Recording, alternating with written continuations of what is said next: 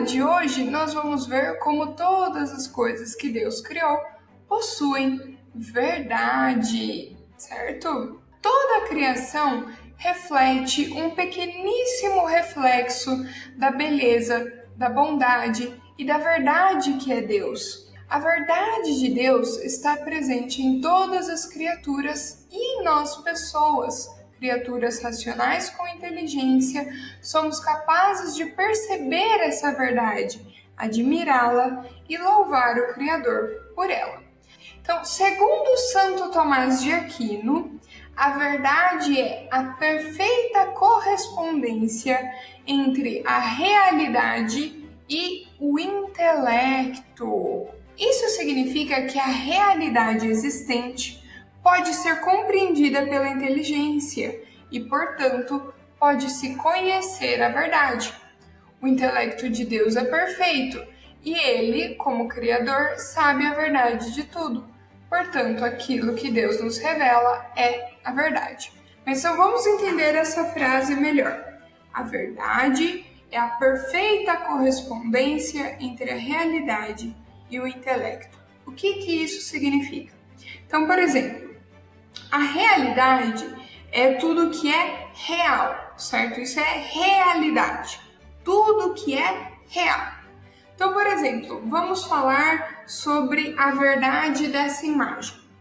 Então, essa imagem é real? Sim, ela é real, certo? Então, essa imagem é real, ela faz parte da realidade. A verdade dessa imagem é quando o intelecto, a inteligência, quando ela consegue entender a coisa, ela entende a verdade da coisa que existe. Então, Deus, por ele ter um intelecto perfeito, ele entende tudo. Então, ele é e ele sabe a verdade de tudo. Porque a verdade é a realidade perfeita. Então, quando nós entendemos a realidade de maneira perfeita, nós conhecemos a verdade, ok? Então, por exemplo, se quando eu olhasse para essa imagem aqui, eu falasse que as flores são azuis, eu estou entendendo a verdade aqui? É a verdade isso que eu falei, que as flores são azuis? Não, certo? Isso significa que o meu intelecto não compreendeu a verdade, certo? A verdade é, as flores são vermelhas, certo? Então, a minha inteligência pode mudar a verdade? Então, por exemplo, se a minha inteligência quiser que a minha inteligência quer que o véu dela seja branco, o véu dela aqui vai virar branco só porque a minha inteligência ou eu quis? Não! A verdade é o que é. Quando eu entendo isso, eu entendo a verdade. Que cor que é o véu dela?